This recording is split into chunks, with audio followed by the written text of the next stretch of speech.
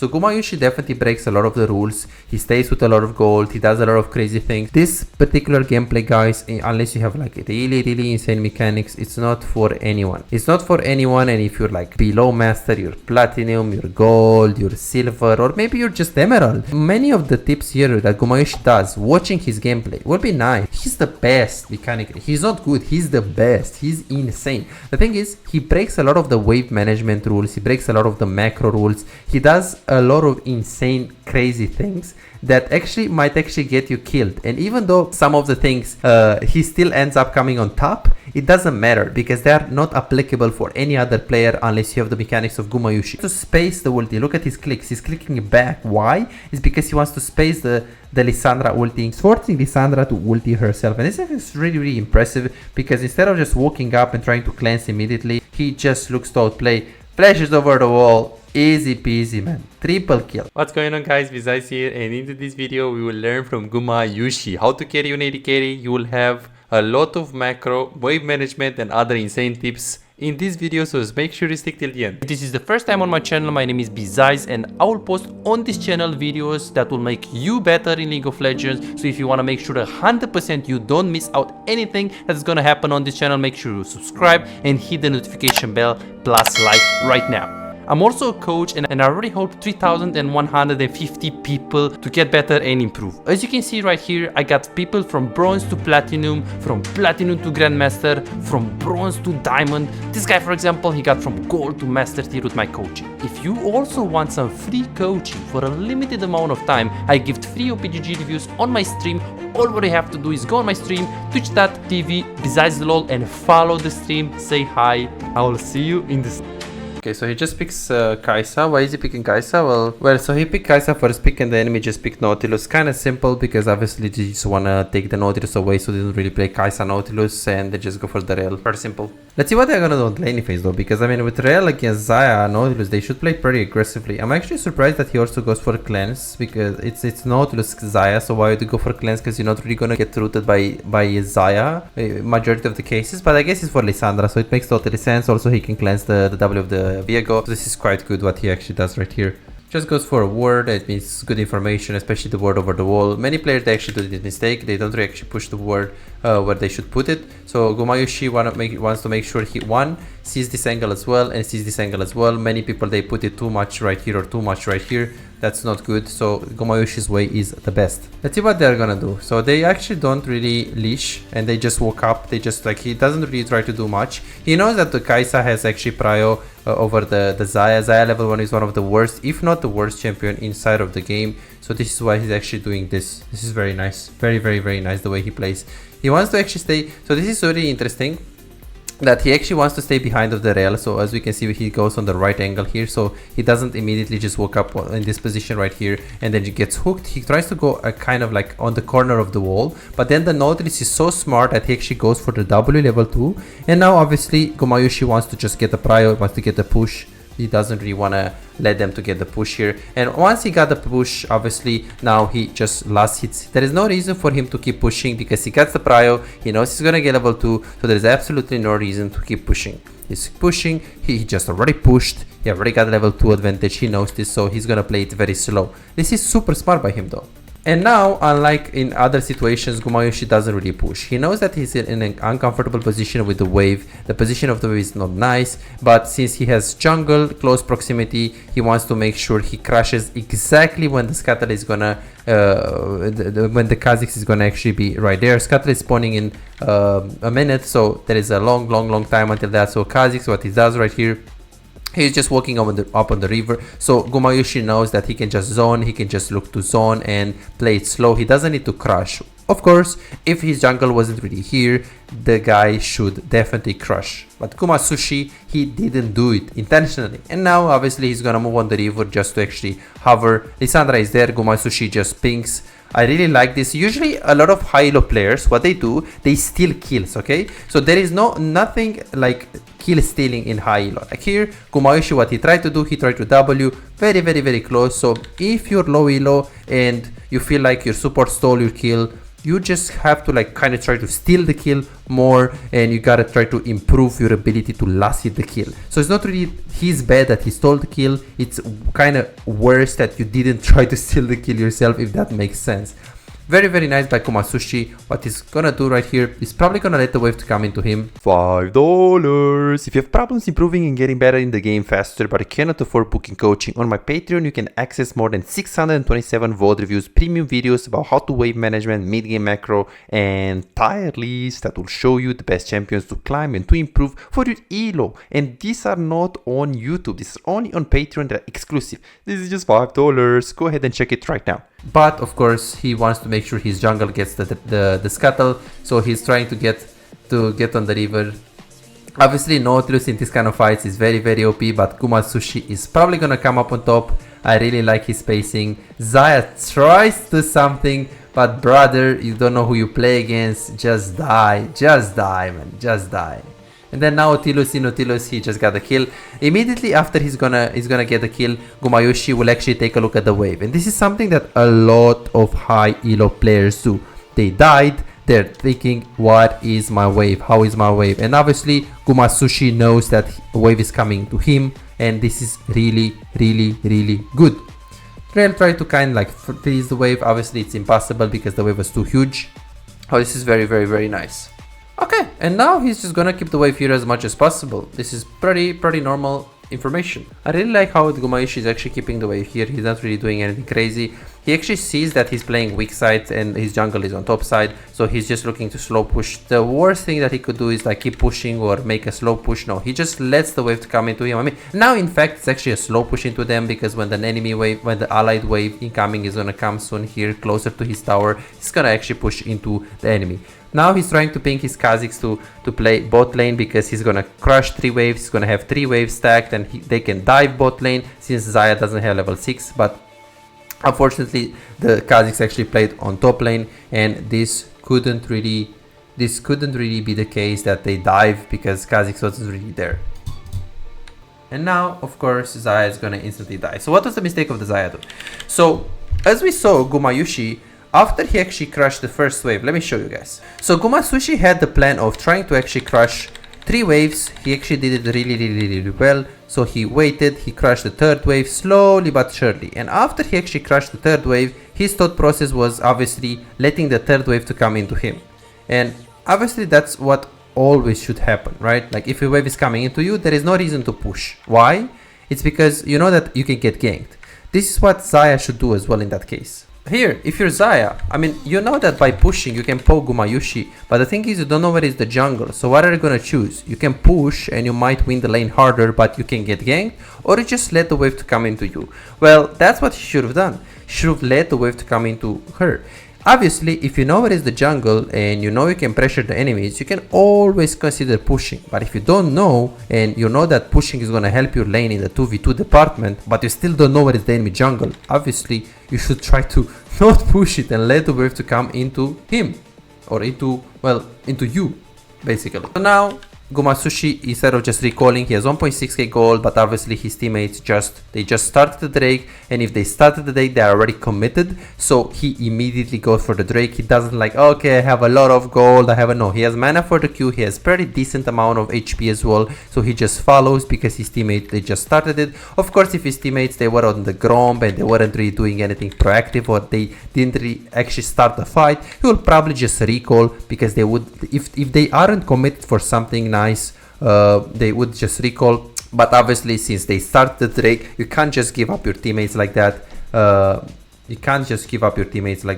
Especially because if something happens right there in your jungle gets pranked on the Drake and you recall, that's very, very bad. Yes, if you're super low HP and you can't really follow for the Drake, then obviously you don't follow. But if you have enough HP to be able to help there, obviously you can definitely help. So Gumayusi definitely breaks a lot of the rules. He stays with a lot of gold, he does a lot of crazy things, but remember that this particular gameplay, guys, unless you have like really insane mechanics, it's not for anyone.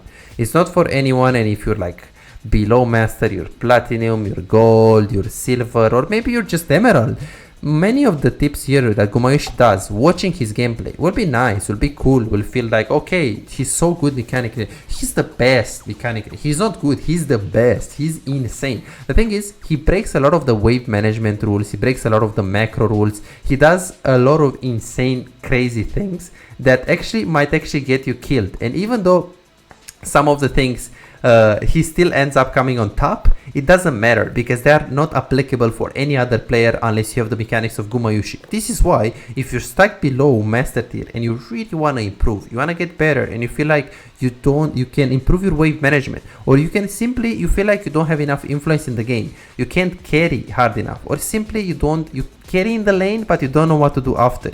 You have a lot of farm, you have 8 or 9 farm per minute, you have a good KDA, but you don't know what to do. Hey, I have this lead, but I don't know what to do with. I'm not having damage. I'm looking at my game and I'm not doing damage. I don't know why. It might be my macro. Maybe I don't know why. So if that's you, if you truly want to get better, go to besides.com, book your coaching session, and you can immediately just find out everything that you need to push for the next rank, to be better, and to just simply know all of your mistakes. So go to besides.com and check it out right now if you truly want to get better, and you can start immediately. Okay, let's see what Gumayusi is gonna do. So obviously he's gonna push. The fight is pretty far from him, so he's not really gonna follow right here. The fight is around mid lane, and he has Kraken Slayer, so his ability to push this wave is pretty fast, pretty fast. He pushes the wave and he immediately just gets the plate. Obviously, if the fight was closer to him, like right here in this range, he would most likely follow, but since the fight was right here, he didn't actually follow. Easy peasy. Then he immediately records. He has 1.6k gold, and then he's just gonna go mid lane. The reason why he goes mid lane right now is, first of all, Orianna has TP, second of all, Xante is already moving to bot lane, and Rell with Kai'Sa, they are a lot stronger because they have Kraken Slayer into BF Sword, so this is a good timing to actually group on to mid lane. Of course, if you're grouping when you only have Kraken Slayer, you might be in trouble because you don't even have your isolated Q, but on Kai'Sa specifically, you need your isolated Q, and once you got it, you can always consider grouping on mid lane. On other champions like Ezreal, you usually need an item and a half. On other champions like Lucian, you still need an item and a half. Obviously, you can also group at one item if you know you're a lot stronger than the enemies. Let's say you have a lead, you're 5-0, you got the bot tower. You can also group at one item, so there is not a rule that says that you have to have an item and a half. But usually the concept says that you need to be strong enough to be able to kill the enemy mid laner, or at least to survive against him, because usually when you group on mid lane, you're gonna be up against Lissandra, Syndra, Orianna, and if they have Ludens and you only have one item, you're gonna get pranked. This is why an item and a half is usually the minimum that is required, although you can also group earlier if some specific situations occur.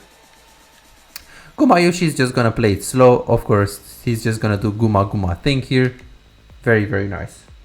He does have cleanse anyway, so I really like that he actually doesn't use cleanse. He just backs off, he tries to kite, so the Lissandra ultimate is this range, right? It's like he's barely outside of the range. And instead of just walking up and like using the cleanse, he tries to space the ulti. Look at his clicks, he's clicking back. Why? It's because he wants to space the Lissandra ulti in case he's gonna look to try to ulti. And now he's forcing to ulti.